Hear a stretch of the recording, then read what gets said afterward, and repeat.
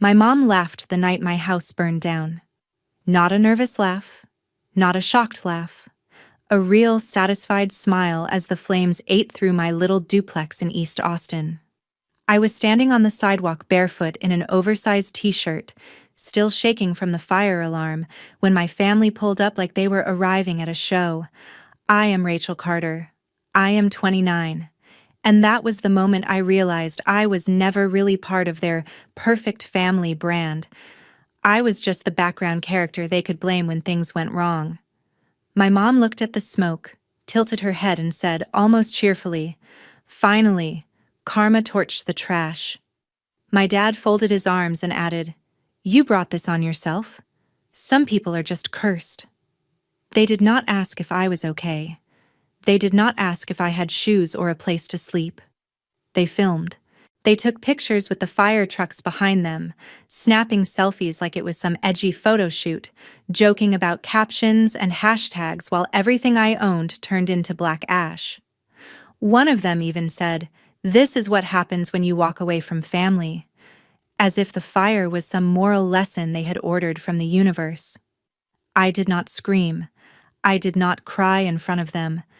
I did not give them a scene to post.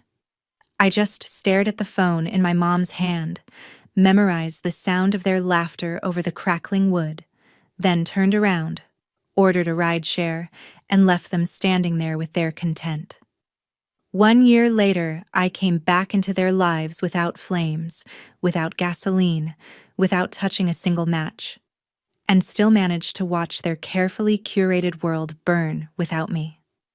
If you want to know how the Cursed One became the only person who could have saved them, and why I chose not to, stay with me until the end. I grew up in the Carter family, where everything was a scoreboard, and someone was always performing for an audience, even when no one was watching. My mom, Diana, built an entire online brand around being a relatable, perfect mom, posting polished kitchen shots and Sunday family dinners like we were a sitcom that never got messy.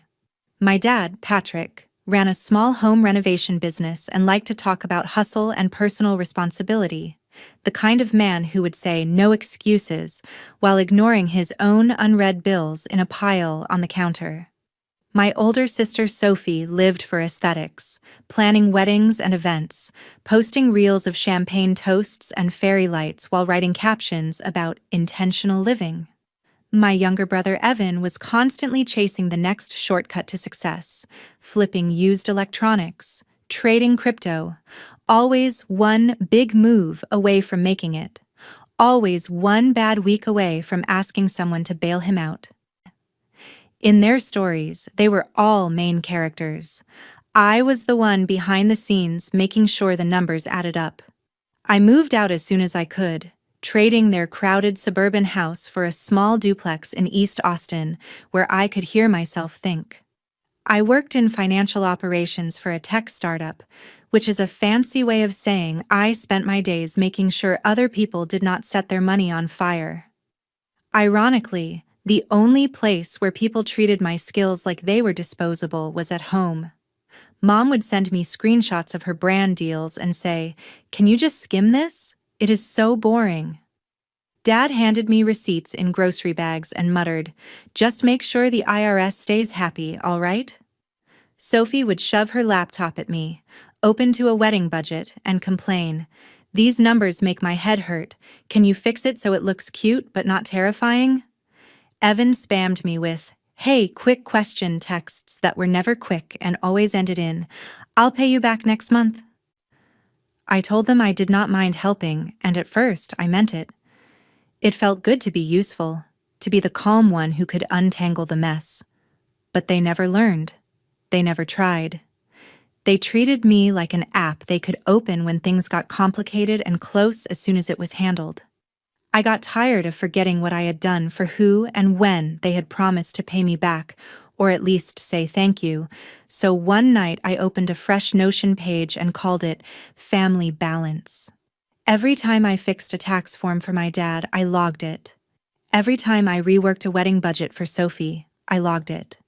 Every time I set up automatic bill pay or a medical reminder for my mom, every time I tracked a loan or reorganized a spreadsheet for Evan, I logged it. Not because I wanted to invoice them, but because I needed proof that I was not crazy for feeling drained. On camera, we were the Carters, a strong, united family chasing big dreams. Off camera, I was the invisible safety net under everyone else's tightrope. And the night my house burned and they laughed, all of those little favors suddenly stopped feeling so little. The morning after the fire, I woke up in a cheap hotel off the highway, staring at a popcorn ceiling and trying to remember which parts of my life were still real and which had turned into smoke.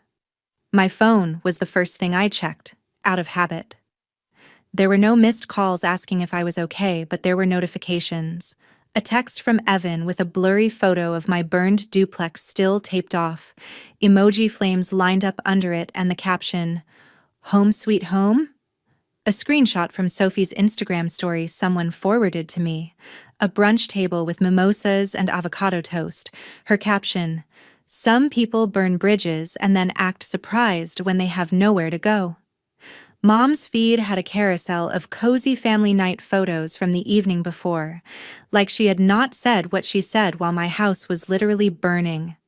The comments were full of goals and "love this family," and I had to put my phone face down on the nightstand because I thought I might throw it at the wall. I checked my email instead. The fire department report, the insurance claim forms, cold, necessary things I knew how to deal with. I took a deep breath, ordered bad hotel coffee, opened my laptop, and slipped into the mode I always use to save other people. Calm, methodical, detached. I uploaded photos, filled out fields, attached documents, sent follow-up emails. While my family pointed and laughed on social media, I was the one doing the boring, grown-up work of rebuilding. No one offered me a couch. No one suggested I come stay until I got back on my feet. Not even the people who loved to preach about family first on camera. A coworker from the startup, someone I had only grabbed lunch with a couple of times, sent a simple text. "Hey, heard about the fire. If you need a place to crash or help with paperwork, I'm here." I felt more seen by that one message than by my entire bloodline. Within a week, the insurance adjuster had my claim moving. Within 2 weeks, I had found a small studio in South Congress with thin walls and creaky floors, but a lock and a door that no one in my family had a key to. On my first night there, surrounded by borrowed furniture and boxes that smelled faintly of smoke, I opened my laptop and pulled up the family balance page. I scrolled past lines and lines of entries: tax returns fixed, budgets rebuilt, loans tracked, reminders scheduled. Under all of that, I added a new section and titled it, "The Fire." I wrote down everything, like a ledger entry: date, time, what was lost, what was said. "Mom." Finally, karma torched the trash. "Dad, you brought this on yourself. Some people are just cursed." Family laughed, took pictures, left. Under notes, I typed, "No one offered help. Rebuilt alone." Then I stared at the screen and realized something that made my stomach flip more than the flames had. If I listed out everything I did for them over the years, and everything they had done for me, the balance was not just off, it was upside down. They acted like I was the cursed one, the weak link, the problem. But without me quietly holding their finances, their schedules, their plans together, their version of perfect would not last a month.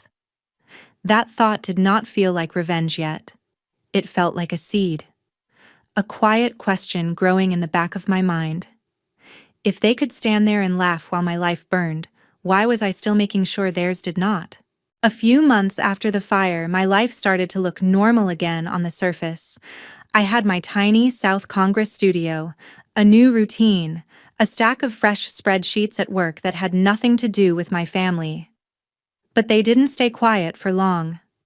One night, our family group chat lit up with a meme Evan dropped in. A dumpster on fire with confetti photoshopped over it, captioned, "Rachel's housewarming party." Sophie replied with laughing emojis and wrote, "Careful, she might burn the Wi-Fi next." My mom sent back, "Don't be mean," then followed it with, "Remember, we don't say that in public." Like the only real problem was the risk of someone screenshotting it. On my birthday, Sophie texted in the chat, "Happy birthday, sis. No candles this year, right?" And added a cake gif with exploding fireworks. No one asked how my new place was. No one asked if I wanted to get dinner. They were treating what happened to me like a running joke, something they could pull out whenever a conversation needed a punchline. At the same time, they still leaned on me like nothing had changed.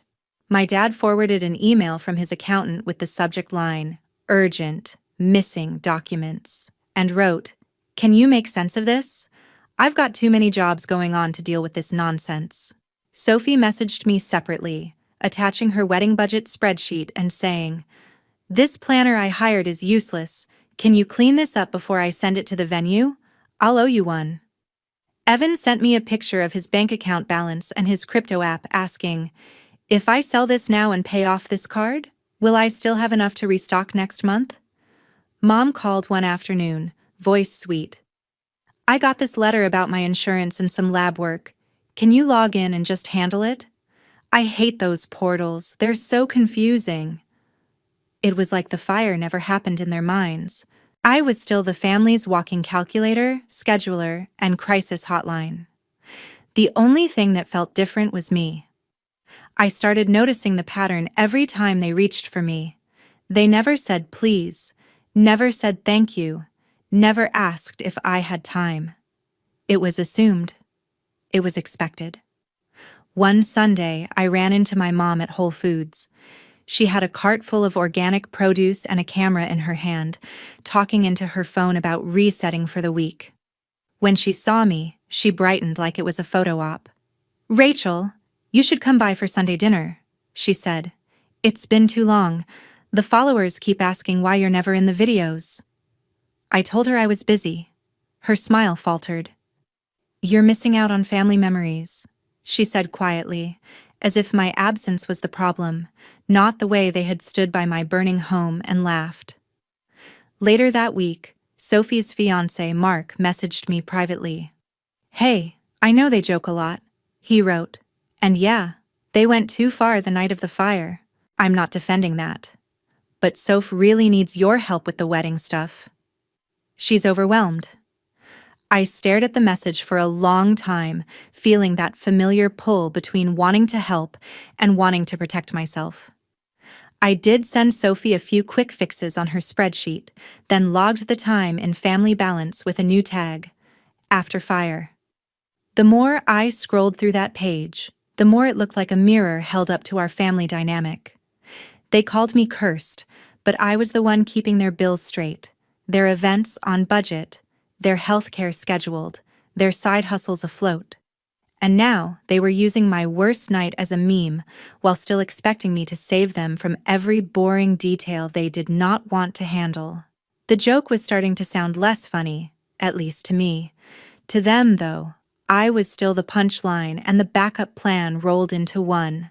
Around the 1-year mark after the fire, I realized my life had split into two timelines. There was before the fire, where I still tried to believe my family would show up for me the way I always showed up for them. And there was after the fire, where I had video proof in my head of them smiling in front of my burning house like it was a backdrop. That anniversary crept up in a way I did not expect. I did not plan to mark it. I was just trying to get through another week of work and cheap takeout in my little studio. Then Sophie posted something on Instagram that hit me like a slap. It was a picture of her and Evan at a rooftop bar, city skyline glowing behind them, captioned, "1 year since we let go of toxic energy and started living for real. Some bridges are better burned." Evan commented with a fire emoji. My mom commented, "Proud of our growth." My dad dropped a thumbs up. No one said my name, but they did not have to. I was the bridge. I was the toxic energy. They burned my life down, literally and metaphorically. and somehow twisted it into a self-help quote about their healing. I sat on my couch, phone in my hand, and felt something harden in my chest. It was not fresh hurt anymore. It was clarity. I opened my laptop, went to Notion, and clicked on Family Balance. The page loaded a wall of entries stretching back years. At the top, I had the usual categories: Dad's taxes, Mom's medical, Sophie's weddings, Evan's loans. Under that, I had added the fire months ago, but I had not really looked at the rest as a whole. That night, I did. I filtered by each name. For my dad, there were dozens of entries. Set up expense tracking for renovation business, filed quarterly taxes, fixed misclassified income, cleaned up unpaid invoices, sent reminders. Every single one was work that he would have had to pay a professional for, but he had tossed it to me with a shrug and a, "You're good with numbers, right?" For my mom, the log showed every time I had dealt with insurance portals, rescheduled lab work, negotiated with a billing office, reviewed a brand contract. I remembered her saying, "Just make sure it's not a scam." I don't have time to read all that, while posting about taking charge of your life in the same breath. For Sophie, the entries were a patchwork of other people's celebrations and her own. Build budget for Johnson wedding, fix overages, create payment schedule for vendors, rework Sophie's wedding budget after venue change. I was the one who knew which deposits were refundable, which weren't, and how close she was to overspending. For Evan, the list was a string of small but constant emergencies. Track loan for restock, run numbers on crypto sell versus hold, pay minimum on credit card from my account, log as loan, due date next month. Every time he had promised, "I'll square up when I can," and every time the when moved further away. Looking at it all laid out, I saw what I really was to them. Not a sister, not a daughter. A system, a free service, the invisible infrastructure under their curated lives. Without me, my dad would have to face the IRS alone. My mom would have to actually read the contracts she signed and keep track of her own appointments. Sophie's dream wedding would have a real price tag attached to it that she could not ignore. Evan's next big flip would finally hit the wall of reality instead of bouncing into my bank account. The thought scared me and thrilled me at the same time. Because if that was true, then I held more power than I had ever let myself believe. They had called the fire karma.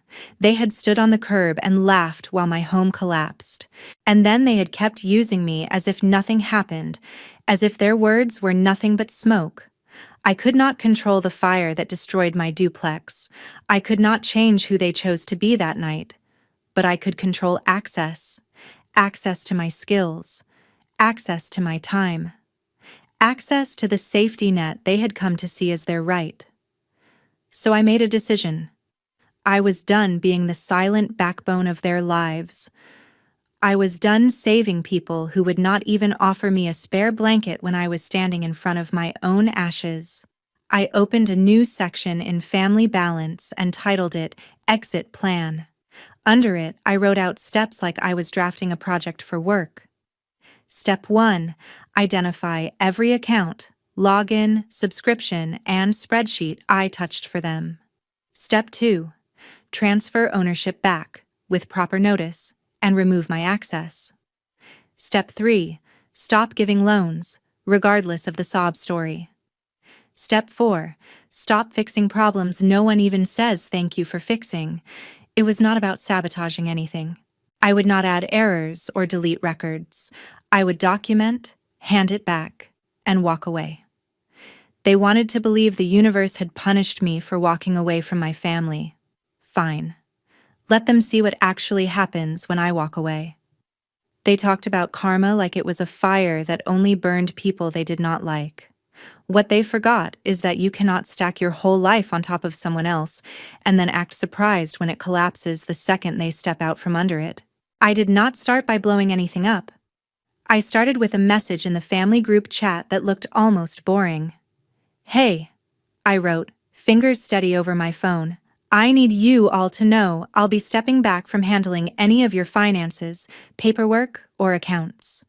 Over the next few weeks, I'm going to transfer everything back into your hands and remove my access. I won't be available to fix tax issues, budgets, loans, or medical portals anymore. You'll have everything you need. After that, you'll have to manage it yourselves. I watched the typing bubbles appear and disappear. Evan was first. Lowell, what? You mad or something? Sophie followed. Is this about a meme? Come on, Rachel. My mom sent, we can talk about this at dinner. Don't make big decisions over text. My dad stayed quiet for a long time, then finally wrote, do whatever you feel you need to, but remember, family should be there for each other. I almost laughed at that one. I didn't argue. I didn't explain. I just replied, this is me not being there in that way anymore. Put my phone down and got to work. The next day, I logged into my dad's accounting software. I exported every report, reconciled what I could, and created a simple summary document. What was due, when it was due, who he needed to pay, and which forms had to go to the IRS. I attached it all in an email to him with clear subject lines and instructions even a stranger could follow. Then I went into settings, changed the admin email from mine to his, removed my own access, and logged out. A few hours later, my phone buzzed. Why did I just get an email about logging into this thing? He texted. Because it's yours now, I replied. Everything's up to date as of today. After this, you'll need to manage it or hire someone. He sent back, you're overreacting. Like that was an argument that could change the login credentials. With my mom, it was messier, but not complicated. I had every one of her medical portals bookmarked, every password saved. I went through and printed a list of her upcoming appointments, any outstanding bills, and the instructions to reset her own password. I emailed it all to her with, here's everything you need to manage your health accounts on your own. I'm removing my logins. Then I turned off every reminder on my phone that said, Mom lab work, or Mom follow up. When she called that evening, her voice was tight. Why are you doing this now? She asked. You know I hate that stuff. I kept my tone even. Because it's your health, Mom. You should be the one in charge of it. You talk about taking control of your life all the time. This is part of that. There was a pause, then a frustrated sigh. You're being dramatic over a house that was insured, she snapped. I almost reminded her of the words she had chosen that night, but I stopped myself. You do not convince people like that with memories. You just step away. Sophie took it the hardest. Her entire wedding existed as a series of contracts, invoices, and spreadsheets I had touched. I opened her wedding budget file, cleaned it one last time, added notes in the comments about what was paid, what was pending, and what dates could not be missed. I forwarded all the vendor chains back to her email with, you'll want to keep these organized. I'm taking myself off the threads after this. Then I removed my email from the shared documents and the vendor contact lists. 10 minutes later, my phone rang with her name flashing. I let it go to voicemail. Rachel, what are you doing?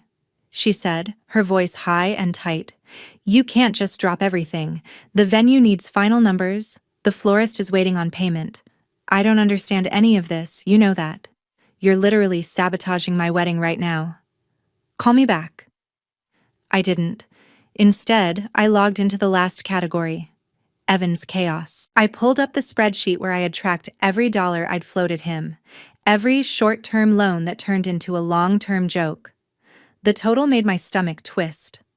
I exported it, saved it, and then typed one simple text. I'm not sending any more money, Ev. Ever.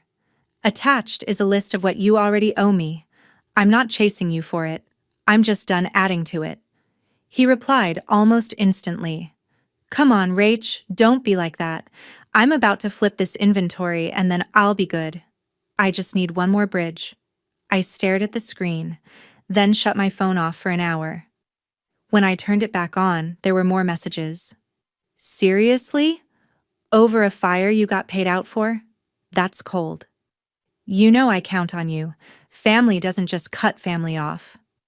The irony of that line would have been funny if it didn't sting so much. As I executed my exit plan piece by piece, their reactions rolled in. Confusion, annoyance, guilt, trips about loyalty. No one said, "We're sorry we laughed at you." No one said, "We were wrong." They weren't upset about what they had done. They were upset that I was finally responding to it. Within a week, the cracks started to show. Dad texted me a photo of an IRS notice saying something about missing forms and penalties. "What is this?" he wrote. "It's what I've been warning you about for 2 years," I answered.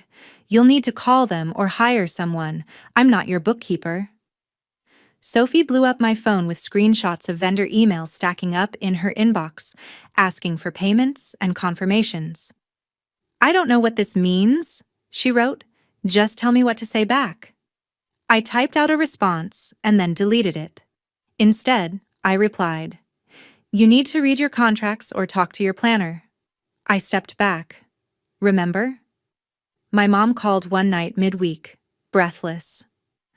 "I missed a lab appointment because no one reminded me," she said accusingly. "They charged me a fee." I let the silence sit for a beat. "That's frustrating," I said finally. "You might want to put it in your own calendar app.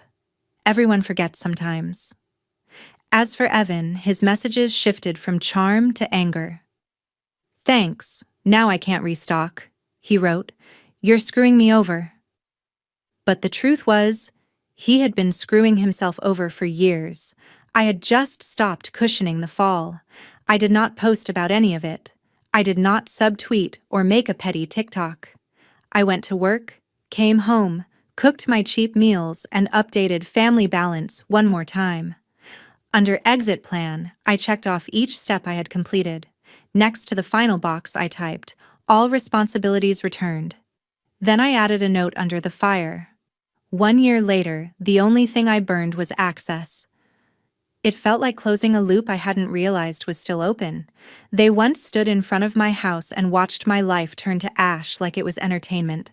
Now they were standing in the middle of their own slow, invisible fire, lit by years of laziness and entitlement, and the one person who knew exactly how to put it out was no longer answering their calls. The calls didn't slow down once I stepped back. They multiplied. At first it was little things, like my dad forwarding another IRS notice with, "This looks bad. Can you just walk me through it over the phone?" When I replied, "I told you I'm not handling this anymore. You need a CPA," he called instead. I let it ring. He left a voicemail talking about how, after everything he'd done for me, I could at least pick up and explain a few numbers. He never once mentioned the night of the fire. Sophie's messages shifted from demanding to panicked. "The venue says if I don't pay the balance by Friday, I lose the date," she wrote. "The photographer wants a second payment, and I thought that was already covered. These contracts don't make sense. This is literally what you do. Why are you abandoning me?" I stared at the word abandoning for a long time. It was almost funny.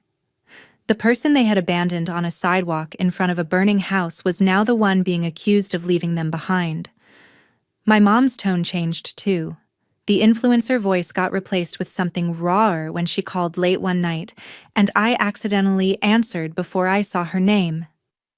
"Rachel," she said, and there was not a camera anywhere near her. I missed another appointment. I double-booked a brand shoot and a specialist follow-up, and the doctor's office charged me for canceling last minute. The insurance portal is a mess. I can't keep track of this. I took a breath. "You can," I said quietly. "You'll have to. You talk about taking control of your life all the time." She went quiet for a second. Then her voice sharpened. "This is ridiculous. You're punishing us because your apartment burned and you got an insurance payout. You're holding a grudge." I felt something inside me click into place. "No," I said. I'm responding to how you treated me when my life was on fire. There's a difference. I hung up before she could turn it into a speech about forgiveness for the sake of her followers. Evan was the one who snapped first. He cornered me outside a coffee shop near my office, stepping in front of me as I walked out with my drink. "You're really not going to help me?" he said, eyes wide, like he still couldn't believe I meant it. "I've got inventory sitting in my living room and no cash to flip it. If I don't sell soon, I'm done. You know that." I shifted my cup to one hand and looked at him. "You were done the day you decided my wallet was part of your business model," I said. "I'm not your investor. I'm your sister." He scoffed. "Sisters help each other. You're acting brand new because you had a bad month." I thought about the smoke in my lungs, the hotel ceiling, the Notion page full of all the times I had saved him from his own choices. "I didn't have a bad month, Evan," I said. "I had a house fire and a family who treated it like content. And this isn't new.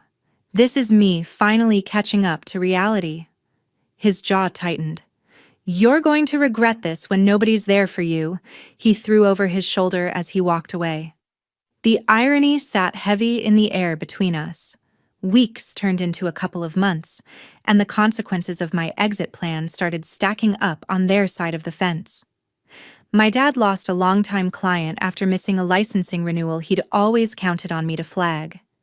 My mom posted less often, then started alluding vaguely to health issues and stress, carefully avoiding the fact that half the stress came from late fees and missed appointments she used to hand off to me. Sophie's wedding, the one she had curated on Pinterest boards and mood boards for years, quietly changed from a big ballroom event to a smaller backyard ceremony, for intimate vibes only. I knew enough about her budget to recognize the spin. There were vendors she could no longer afford because deposit schedules had been ignored. She sent me one last message the week she scaled it down. "You win," she wrote. "My wedding is ruined. I hope you're happy." I typed and deleted my first 3 responses. Then I finally answered. "I don't win because your wedding is smaller, Sophie. I win because I stopped letting you treat me like a tool instead of a person. If you wanted my help, you should have acted like I mattered before everything fell apart." She never replied. My mom tried a different angle. She showed up at my studio one evening unannounced, eyes already shiny. "Rachel, we need to talk," she said as soon as I opened the door. "Your father is stressed. Your brother is struggling. Your sister is humiliated. This family is falling apart. Is that what you wanted?" I didn't invite her in. We stood in the hallway under the dull yellow light. "No," I said. "What I wanted was a family who didn't laugh when my house burned down." Her face hardened. "We handled that badly," she said quickly, like she was swatting at a fly. "But holding on to one night for this long, letting it destroy everything, that's on you. You're choosing to let bitterness burn this family to the ground." I felt the anger rise, hot and sharp, but I also felt something steadier behind it. "You call it bitterness," I said. "I call it boundaries.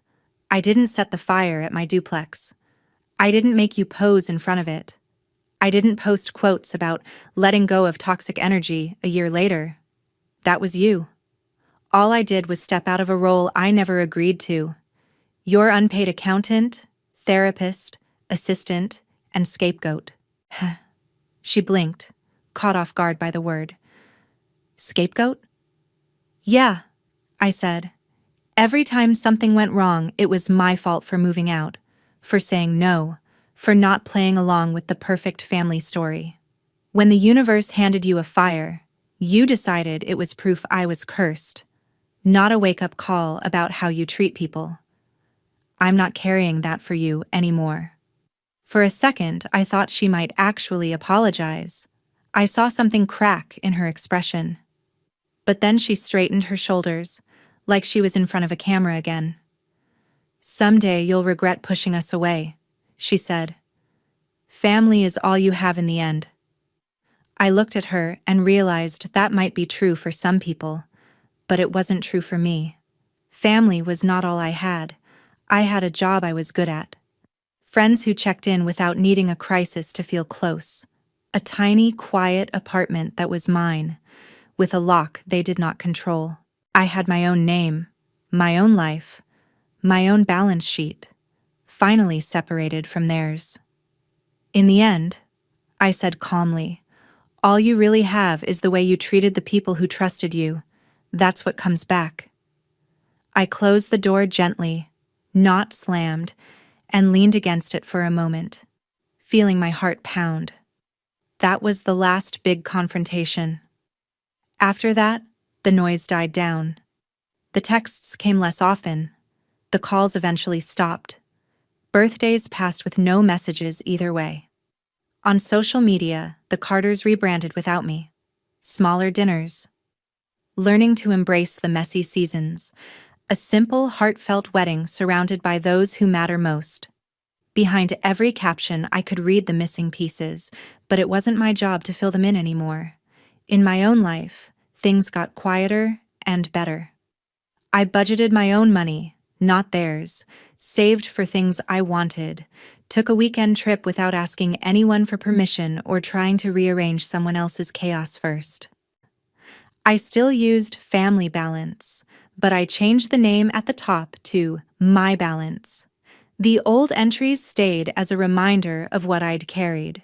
New entries tracked different things: therapy sessions, miles run, time spent with people who didn't ask me to shrink to make them comfortable. People online love revenge stories where the villain ends up broke, exposed, or begging in public. But the real revenge in my story wasn't about seeing my family crash. It was about watching them finally face the consequences of a life built on entitlement and image, without me quietly holding everything together behind the scenes. It was about knowing that when their world started to burn, I wasn't the one holding the extinguisher anymore. If you've ever been the person everyone leans on until you break, the responsible one, the strong one, the cursed one, who somehow always gets blamed, I want you to hear this part clearly. You are allowed to step away. You are allowed to stop fixing problems for people who laugh when you're the one in trouble. You are allowed to set boundaries, even with blood, especially with blood. My mom laughed when my house burned down. 1 year later, their world started collapsing without me. Not because I set it on fire, but because I stopped putting out flames I didn't start. That is what karma really looked like in my life. Not the universe punishing me for walking away from my family, but the universe finally letting them feel what it's like to live without the person they took for granted. And for the first time, I wasn't standing in the smoke. I was watching it from a safe distance, breathing clean air, finally free.